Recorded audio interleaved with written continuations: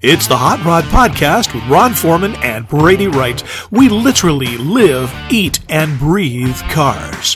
Thanks for joining us on the podcast today. Make sure that you hit the subscribe and the like button, mash the notifications on so that you'll know every time we put a new show together and bring it to you here on YouTube. Time to get going. Let's see what's happening this week. Okay, looks like we're ready. So it's me, Brady. I'm glad you guys are here today. Ron and I would normally be out in the garage building something, and believe me, we are. But this week we had a really cool opportunity to spend some time with Jen Cook, who is, well, you're going to find out who she is. Hang on and I'll show you. You're into cars, you love a good time, and you'd rather build it than buy it. You just might love the Rat Bastards. We're a family-oriented nonprofit organization. We believe in 1969 and older, in the rough is enough, real steel and iron, old school, traditional hot rods and rat rods. We get together, have fun, help each other build, and cruise like crazy, because that's the way car clubs are supposed to be. The Rat Bastards are a new class of old school, and our signature event is the Infestation every July. We're charter sponsors of the Idaho Hot Rod Hall of Fame. Join us at cruise-ins all over Coeur d'Alene, Post Falls, and the Inland Empire, or at our club in Seattle. We're on the Rat Bastards Car Club page on Facebook.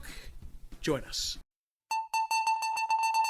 With us tonight is Jen Cook, who is the chief cook and bottle washer at Crime Scene Entertainment and Crime Scene Entertainment Montana.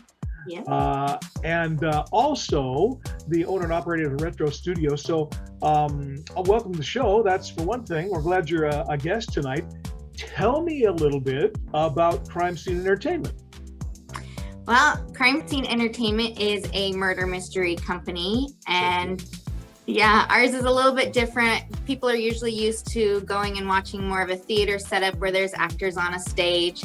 Right. And ours instead is all the guests that come are the characters. So they all get to play the parts, and it's not anything that's scripted. You get to just improv and have fun, and you can get into it as much as you want. But they find out throughout the night that one of them is a victim and one of them is the murderer. And so it's like a real life game of Clue is kind of the best explanation of how it works. Nice. Yeah. That could be fun. So, I mean, I could kill myself on there, and it would be, you'd have to figure out who did it. Pretty obvious. That's cheating, Brady. That's cheating.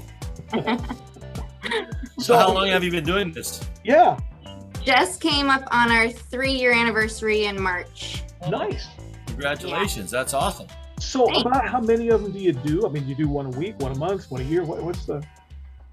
We were doing about 1 to 2 a weekend. Things have slowed down a little bit because we're doing traveling now and going into Montana and stuff. So we're doing about 1 a weekend now.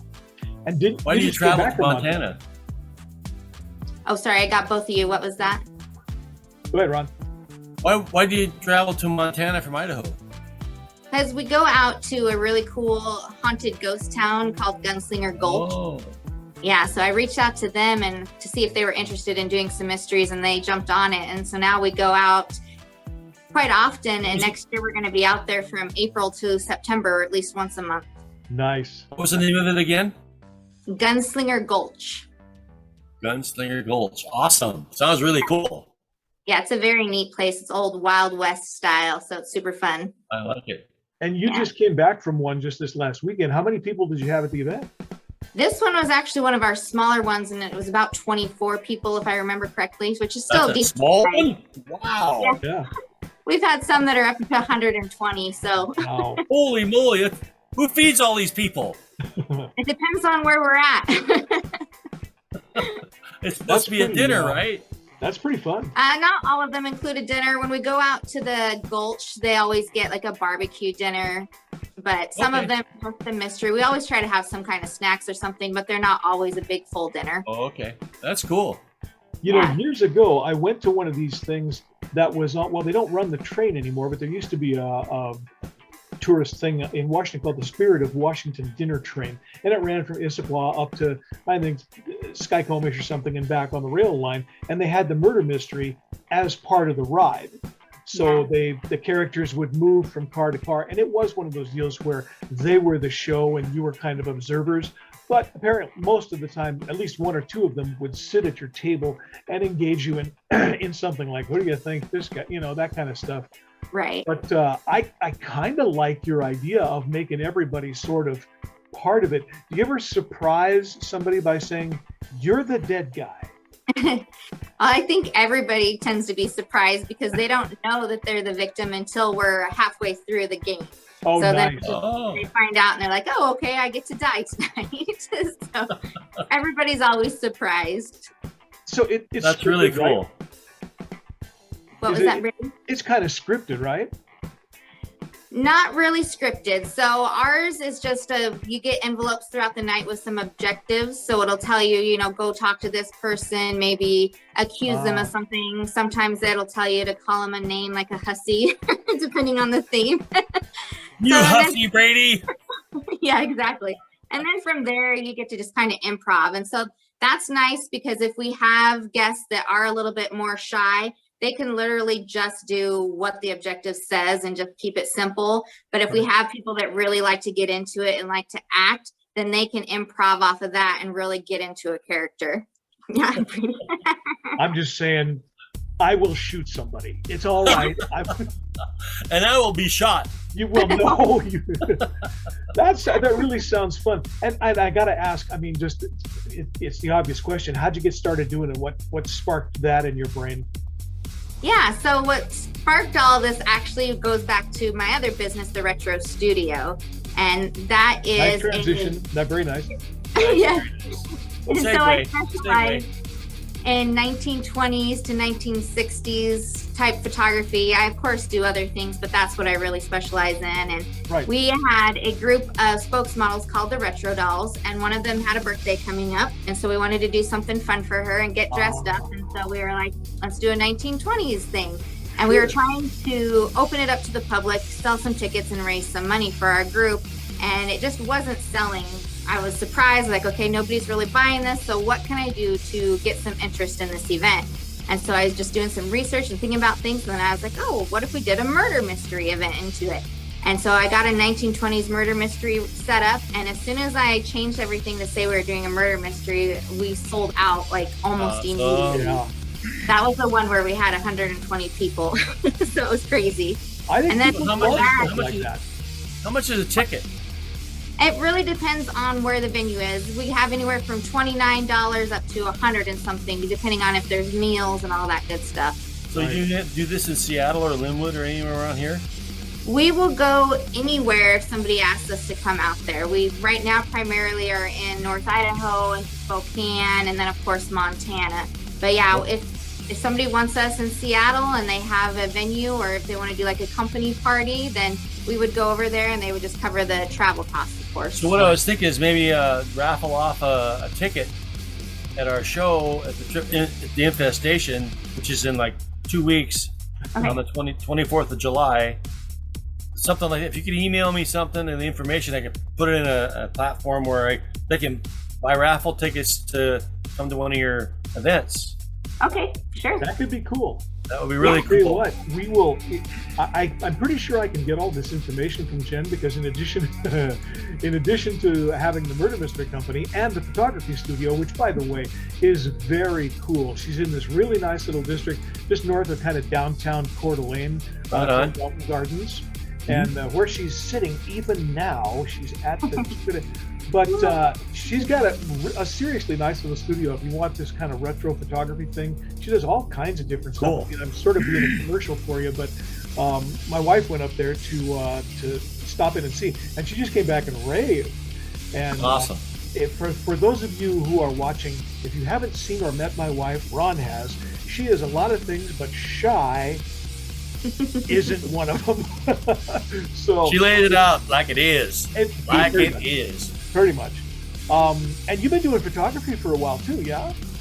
Yes. So since 2011 is when I got into the classic cars and pinup specialty. Right. And we just had a big car show. It's an annual car show here in Coeur d'Alene called Car d'Alene. And of course, Jen had a booth down there. They also had a pinup contest, which Ron is familiar with from the Electric Pinup Dolls on that side.